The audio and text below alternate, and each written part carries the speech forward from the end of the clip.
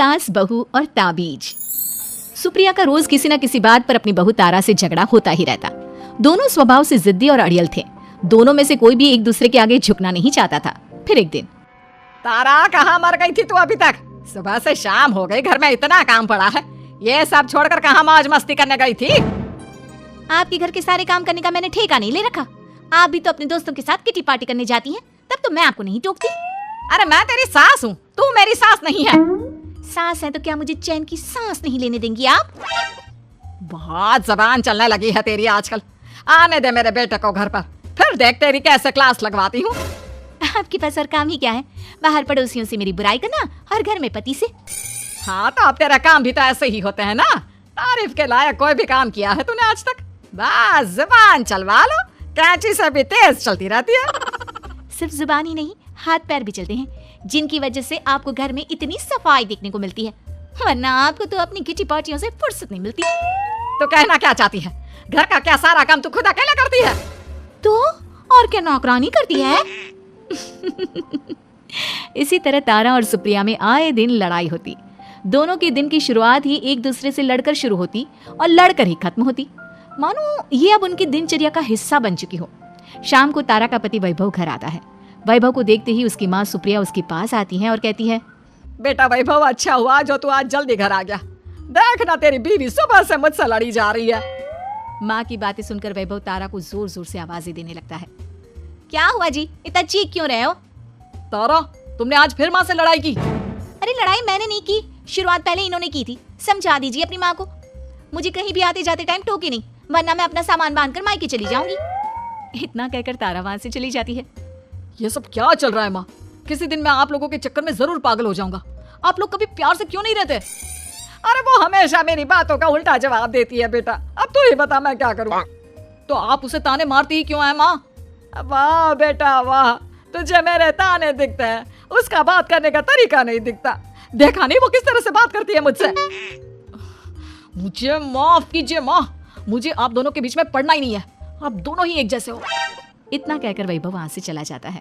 वैभव के जाने के बाद सुप्रिया सोच में पड़ जाती है। धीरे धीरे समय बीतने लगता है और एक दिन सुप्रिया को पता चलता है कि उनके गांव में एक महात्मा ठहरे हुए हैं जो वशीकरण करना जानते हैं। तो सुप्रिया भागते हुए उन बाबा का पता ढूंढने निकल पड़ती है। इस बात की खबर जैसे ही तारा को चलती है, वो भी उस बाबा की खोज में निकल पड़ती है। अगले दिन सुबह, आज तारा और सुप्रिया दोनों ही बहुत अच्छे मूड में होती है। ना सुप्रिया तारा को देखकर कोई ताना मारती है, ना तारा अपनी सास से बेवजह उलझती है। दोनों मिल बांट कर रसोई में काम करती हैं। भाई तारा, जरा मुझे वो चाय पत्ती पकड़ाना। ये लीजिए माँ जी, क्या आप मेरे लिए भी चाय बना देंगी? अरे हाँ हाँ, क्यों नहीं। इसी तरह दिन बीतते हैं और दोनों का रिश्ता भी निखरने लगता है। ऐसे ही देखते 3 महीने बीत जाते हैं। आजकल ये मैं क्या देख रहा हूँ? अचानक आप दोनों के बीच इतना प्यार कैसे हो गया? एक दिन था जब कभी माँ आप तारा को ताने देते देते नहीं थकती थी, और तारा तुम पहले तो कितना उलझती थी माँ से, तो अब ये अचानक क्या हो गया आप दोनों को? अरे यह सब तो एक बाबा का कमाल है, जिसने मुझे ये ताबीज दिया था। सुप्रिया के हाथ में बंधा ताबीज देखकर तारा चौंक जाती है। ये ताबीज तो उस बाबा ने मुझे भी दिया था, आपको अपने वश में करने के लिए। इसका मतलब तू भी उस बाबा से मिलने गई थी? आपकी हरकतों की वजह से ही मुझे जाना पड़ा था। ये सब क्या चल रहा है? मुझे तो आप लोगों की कोई भी बात समझ में नहीं आ रही। सुप्रिया वैभव को सारी बात बताते हुए कहती है, अरे जैसे ही मुझे पता चला कि हमारे गांव में जाने माने तांत्रिक बाबा आए हुए हैं जो वशीकरण करना जानते हैं, तो मैं बिना देरी किए उनके पास चली गई और बहू को अपने वश में करने की इच्छा उनके सामने रखी, जिससे ये मेरी हर बात माने। बाबा, मैं अपनी बहू से बहुत दुखी हो चुकी हूँ, वो मेरी एक बात नहीं मानती।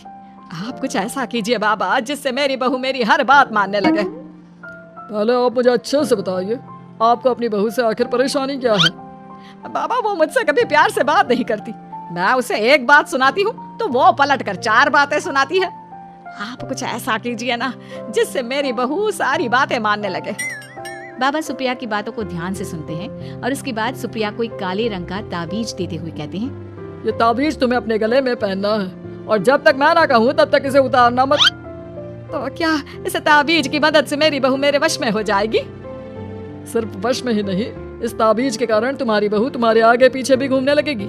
लेकिन बस तुम्हें कुछ काम करने होंगे। कैसा काम बाबा जी? तुम्हें अपनी जुबान पर काबू रखना होगा। उससे जो भी काम करवाना हो हमेशा प्यार से बात करनी होगी। धीरे धीरे वो तुम्हारी मुट्ठी में आ जाएगी।